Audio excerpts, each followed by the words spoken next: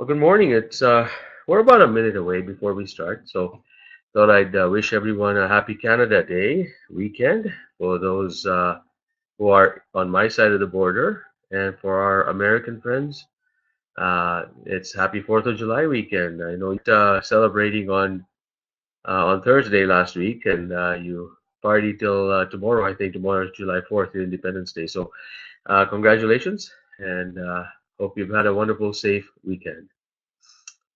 Great. So we'll wait for a few more people to join us and we'll start in a few seconds here.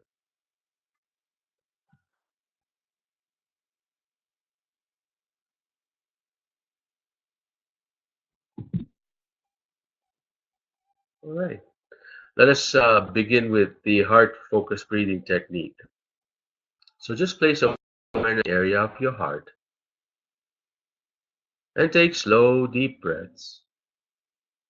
And visualize these breaths flowing in and out of your heart. Breathing slowly and gently. Take slow, deep breaths.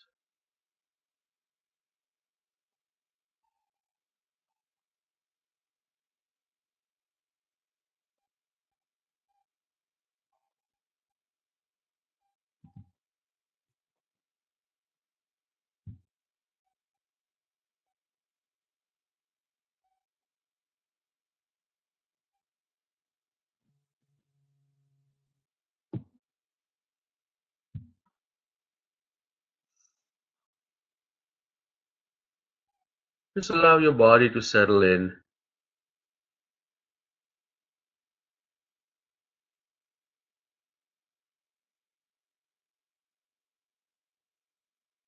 and continue to take the deep, slow breaths, giving your body permission to begin the healing process, to allow your body to flow and stop all the energy drain, and set yourself up to recharge your battery.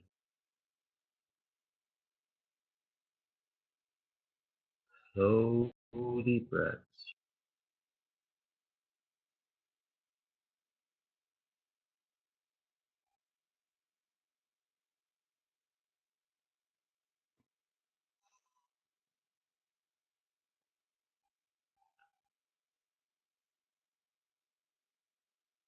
Your heart has a magnetic field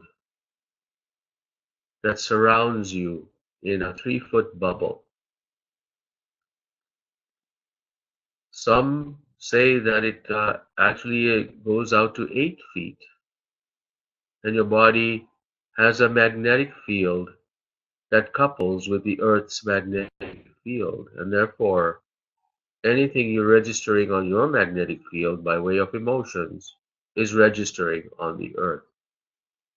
So as you take these slow, deep breaths, and as you visualize flowing in and out of your heart, you are creating a bubble of emotion that is of ease and gentleness and calm, and you're depositing that onto the magnetic field of the Earth. So imagine your service to humanity by you creating that feeling of ease in your body. You are gently sending waves of ease to the rest of humanity. Isn't that powerful? And when that wave of energy that you send out across the globe will trigger someone else to feel ease, and they will begin to send a wave out, and others will feel this wave, and it'll come back right around to yourself. And so we are an amplifier of this energy simply by allowing our hearts to breathe in this deep and gentle way. We're giving permission to our bodies to heal, but we're also enabling others to join us if they so choose.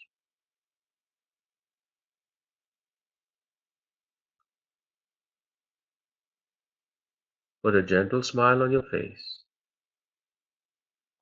because what you're sending out is coming back multifold.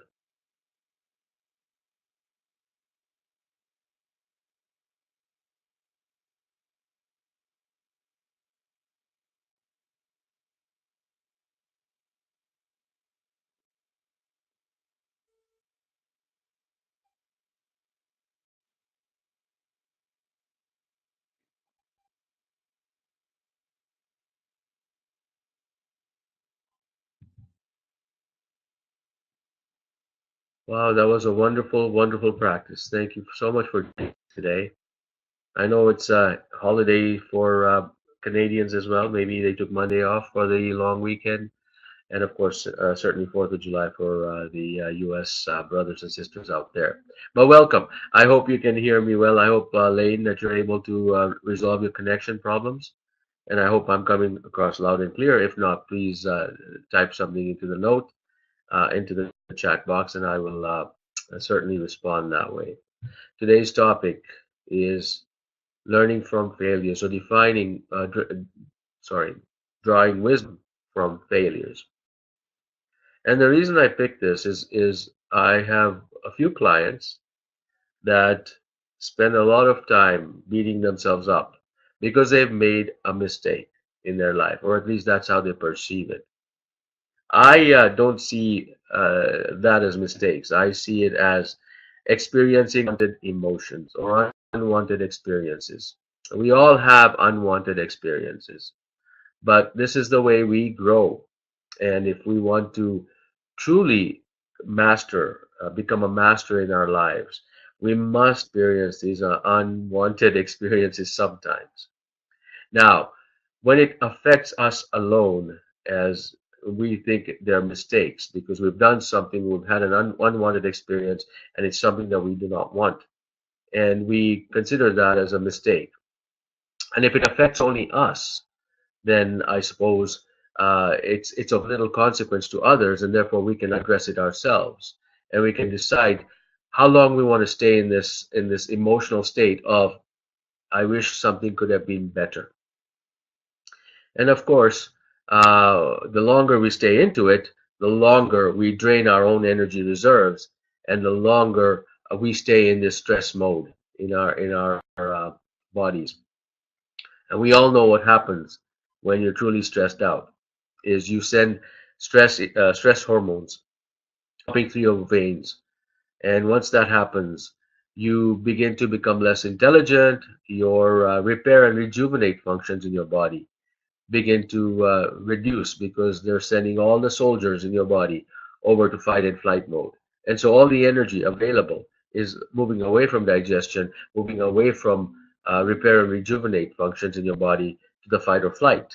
And so extra juice is being sent out to these areas, which are unnecessary for as long as you just stay in that mode of, I wish I wouldn't have had this experience. So the key is when you've had an unwanted experience, some people call those mistakes, but when you've had that, simply get into your heart, take slow, deep breaths, because in the end, you're going to come out of that mistake anyways. You're gonna resolve that issue. So why not resolve it now? And you can choose to stay in the emotion that you want, and why not choose better? So that's the first point. The second point is that if you've had an unwanted experience that was triggered by you and there are others around you, not only are you going to feel bad, but others may feel bad. Now, the important part here is that those around you, if you do not address this right away after you've had an unwanted experience, they're going to have a frozen impression of you and that experience. So that the next time the conditions are the same, they're already going to have a perceived understanding of you creating that experience for them from the past. So, for example, if you were out walking and you ended up making a lot of noise and disturbed your neighbors next to you, and they were all upset, the impression that you're leaving with people around you is that this person is not a good hiking companion. Now if you don't address it there, what happens is Even though you've grown a year later, you've had many experiences a year later, and you've become a better person, when you go on that same hike with the same friends, they will they will have a frozen impression of you having had that situation, and that's called the amygdala hijack. That's called if it's an strong enough emotion, it's etched in your brain, and your body warns you that, hey, this person had this experience last time. The emotion was strong, and therefore there's a warning signal. You can reduce that amygdala hijack by just addressing right there and then, before your body begins to set into that extreme emotional distress. You want to address it right there. So anytime you've had an unwanted experience, whether it's a mistake or it's a real unwanted experience, something out of your control, you want to address it right away.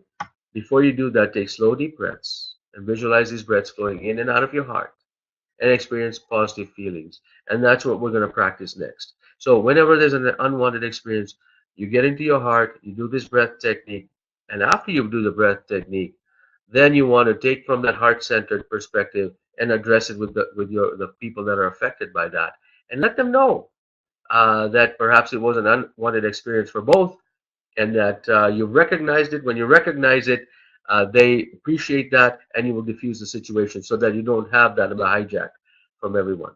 All right, that is the end of my sermon for today. And now we are going to go back and practice some more breathing techniques. If you want to just get comfortable.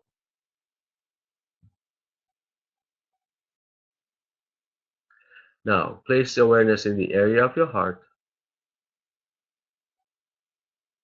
Take slow, deep breaths and visualize these flowing in and out of the heart.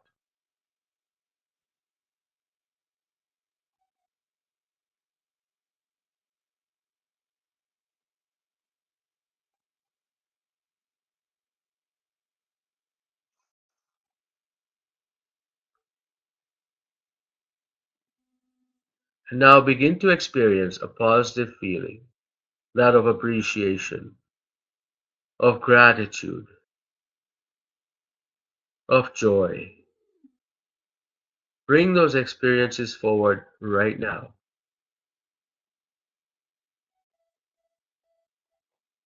Bring it into your heart,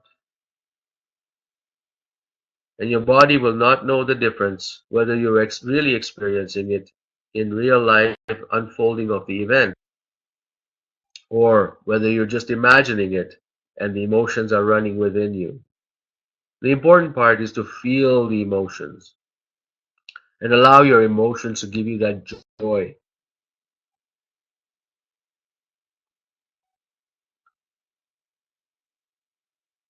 There's a child out there who you would love to hold in your arms right now. There's a pet out there. There's a romantic partner. There's a child. There's a place you want to be that gives you this amazing feeling. There's something you want to do, or something you've done.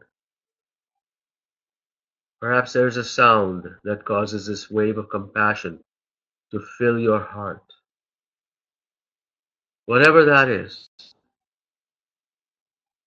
open it up and allow it in. Because in this moment, you are at peace with yourself.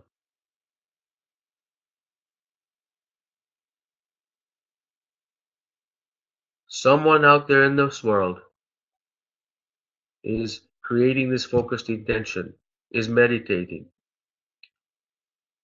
And that meditation is being deposited into the Gaia, into the magnetic field of the earth.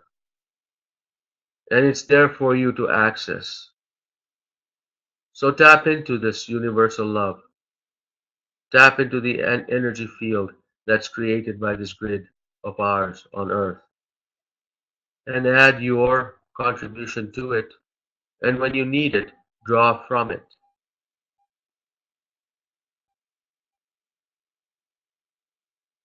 Put a gentle smile on your face and continue to take slow, deep breaths. And visualize these breaths flowing in and out of your heart.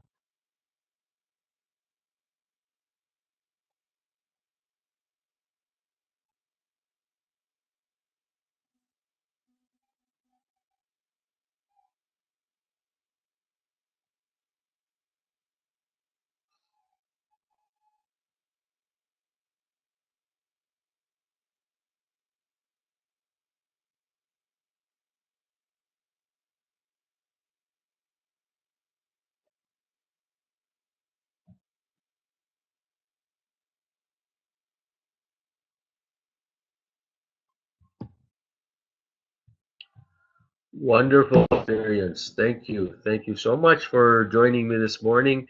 If you have to leave, your 15 minutes are up. Thank you so much. Appreciate it.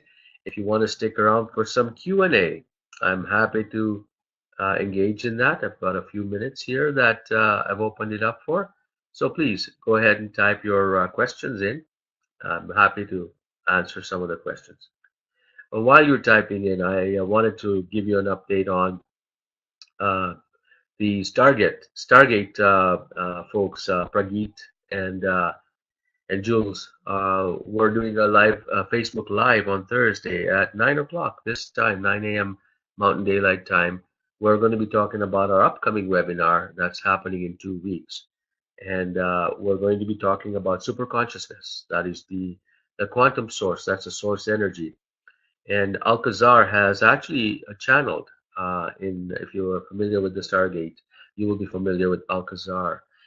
He's actually channeled the information about how quantum, the source, the quantum source, superconsciousness, some call it higher self, actually connects and communicates via each cell in your body. So we've got this wonderful combination of HeartMath guided meditation, Alcazar's channeling, and the energy of the Stargate meditation. That's all going to be combined into one. And we're going to be giving you more detail coming up this Thursday at 9 a.m. If you can join us on Facebook Live, just tune in and we'll be doing that. If not, you will see the replay over and I'll send the announcements out. We have a comment. Can you explain amygdala and what it is and what it does? Yes. I don't know why I threw that out there. I don't know why I threw the amygdala. I guess it just came. So I will explain it because somebody needs to obviously hear about it. And those that are going to be listening to this later probably also need to hear about it. So the first question is, can you explain the amygdala? The amygdala is actually something that is there as a protection mechanism for your system. So the amygdala is something, it's an organ that's in your brain area. And what it does is it monitors your perception. It monitors what you're seeing, what you're hearing, what you're smelling. And if there's something that comes across that has a past pattern, for example, if you see someone, or let's say you've had an experience as a child that you were bit by a dog. So what happens is anytime you see a dog, the amygdala actually hijacks the information that's from your brain from your heart to your brain and says danger. So it's really a warning signal. So it's an organ in your body that says danger based on a past experience that has had a high emotional content. Now that could be positive or negative. If you see someone and you get excited about that person, even before you've even had a chance to connect with them at the present moment, but because your past connections have been so amazing that you feel your past and that emotion has been there from your past experience, the amygdala sees that and says, "Hey, this is the person you want to talk to," and so it triggers that reaction in you. So the amygdala will store all the emotions that you've had that are of consequence, and that includes the negative emotions. So if you've had basically this is PTSD. So the way the amygdala works is that then it as you're seeing things around and you see a dog, in the case that where you were bitten by a dog and you had an emotional reaction of that and you remember that, if you see a dog, the amygdala comes in and says danger. Now you know that that dog's on the leash, you know that that's not going to happen again. The context was different, but the amygdala does not know that. So what you have to do is if it comes up and says danger, your job is to take the slow deep breaths and reset the thermostat. And that's exactly what HeartMath actually calls it, is to reset the thermostat of the amygdala by doing this deep breathing technique and inviting positive emotions. Now, there's a more advanced technique that actually addresses PTSD and the thing called amygdala hijack. And that's called the heart lock-in technique. And that's actually what's going to happen tomorrow in the fourth session of the 21-day journey. By the way, we are going to kickstart the 21-day journey, but this time we're going to add some Stargate stuff with Heath and Jewel. So I'm excited about announcing a new launch in the near future. I hope that answers the question on the amygdala. Leslie, can the heart connect further like that than the grid of the earth? There is no scientific evidence to show that. Of course, we don't have the instrument to measure that. But according to HeartMath folks, um, they say that they measured their heart's magnetic bubble to about 3 feet. They also say that they know of some labs that the scientists have reported measuring up to 8 feet. And they will also readily tell you that they truly think that it goes way beyond that, but the sensitivity of the equipment is not there. And so they're ready to admit that it's a multidimensional thing.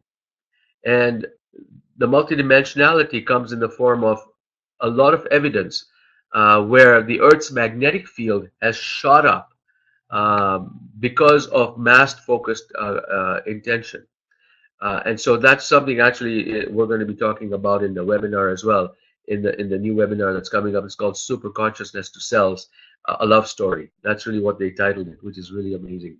But really, it's all about sending out the your vibration. When you send it out, it has a multidimensional property.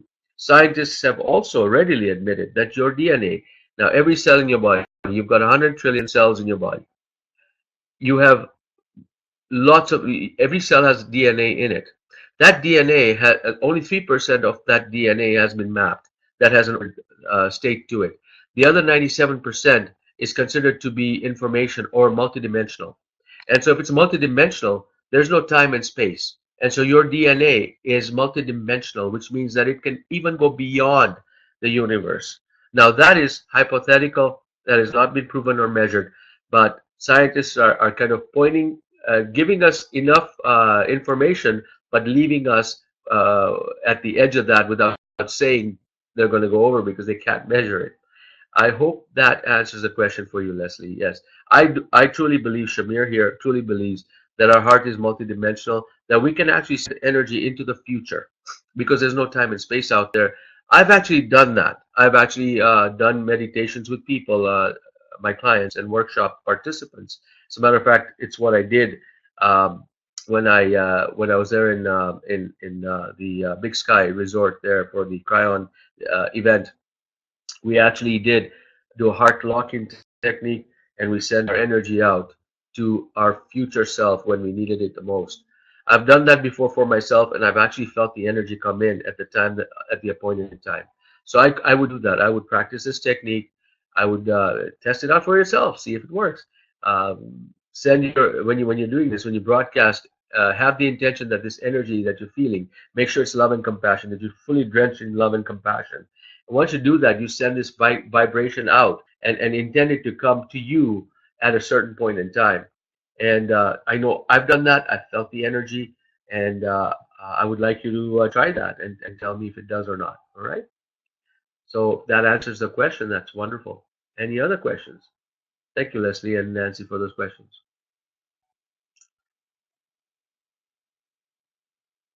Lane, we look forward to the replay. Connection continue to waver. I'm sorry to hear that. You're welcome, Leslie. The other thing I wanted to let you know was I'm about to release a video perhaps in a few days or early next week once I get approval from Amber. And that's really, I went on location at the Kananaskis village there. And it was an amazing experience that I had. I shot a lot of videos there and I put it together in a little vignette of what's going on.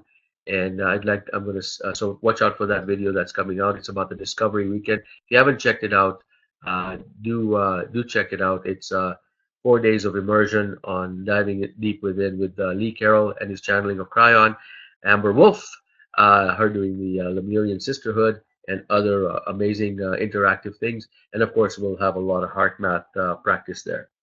All right. So thank you very much. If there are no more questions, please, we'll see you next week, I guess.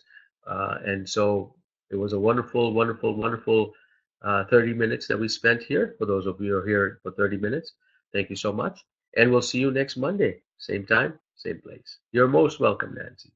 Thank you. You take care.